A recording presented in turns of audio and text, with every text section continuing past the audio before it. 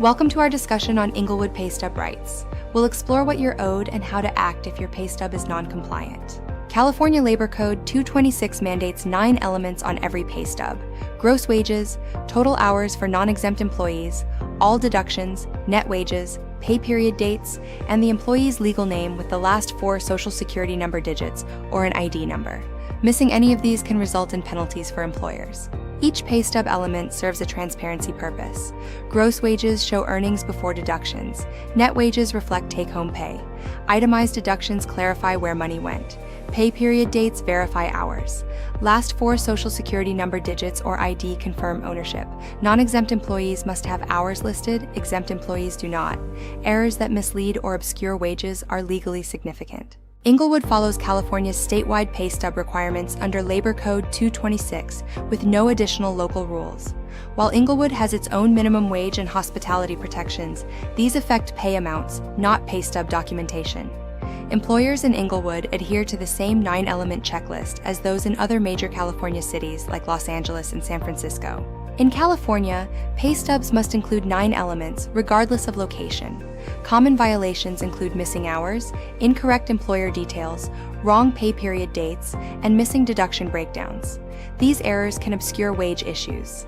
Consulting an employment lawyer can help identify if a paystub error conceals a deeper problem. Paystub errors, like missing piece rate breakdowns, can hide overtime miscalculations.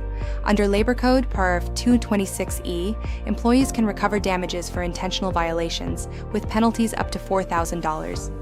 Private Attorneys General Act allows pursuing penalties without proving intent.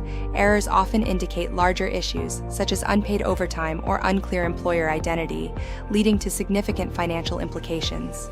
Inglewood employees facing paystub violations should document all errors, communicate with human resources, and understand the Private Attorneys General Act cure period.